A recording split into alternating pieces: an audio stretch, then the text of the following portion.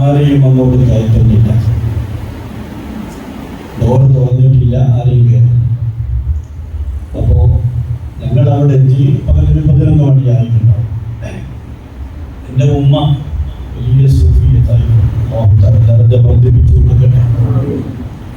അപ്പൊ ഉമ്മക്ക് എന്നോട് ചോദിച്ചു, മോനെ ശരിക്കും ആരെയും അങ്ങോട്ട് കയറ്റുന്നില്ലല്ലോ, കാണാൻ കഴിയൂലേ എന്നൊക്കെ ഉമ്മ അങ്ങോട്ട് ചോദിച്ചു തീരുമ്പോഴേക്ക് ശരിക്കുന അവിടുത്തെ സാധികളോട് പറഞ്ഞു, പാവാടുന്ന് തങ്ങളും ബീവിയൊക്കെ വന്നിരുന്ന അവരോട് ഇങ്ങോട്ട് വരാൻ പറയും. ആ സംസാരം അവിടെ നടന്നു കഴിഞ്ഞു. അവിടെ നിന്ന് മനസ്സിലാക്കി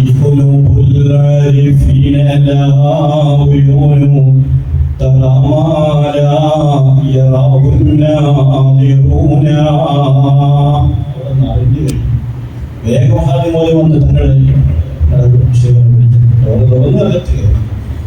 അകത്ത് കയറിയപ്പോൾ ഞാൻ ആ രംഗം ഇപ്പോഴും കാണുന്നു. ശിവന കോട്ടന്റെ ഒരു തുണി നെഞ്ചു വരെ കയറ്റി കൊടുത്തിട്ടുണ്ട്, ശ്രദ്ധ ധരിച്ചിട്ടില്ല. അവിടെ നിന്ന് അങ്ങോട്ട് തിരിഞ്ഞു കിടക്കുക. നിങ്ങൾ പതിവ് പോലെ അങ്ങോട്ട് ചെന്നു സലാമു അലൈക്കും എന്ന് ശൈഖനോട് സലാം പറഞ്ഞപ്പോൾ ശൈഖൻ നേരെ തിരിഞ്ഞുകൊണ്ട് കിടന്നു. അലൈക്കും അസ്സലാം, വാവാടുന്നല്ലേ ശിവന, നല്ല പുഞ്ചിരിയ.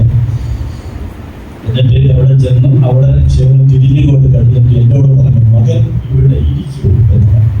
എപ്പം ചെന്നാലൊന്ന് ബെഡിൽ ഇരുത്തിക്കും, ഇരുന്നിട്ടൊന്ന് ശൈഖൻ അങ്ങോട്ട് നേരെ ചേർന്ന് കിടക്കും.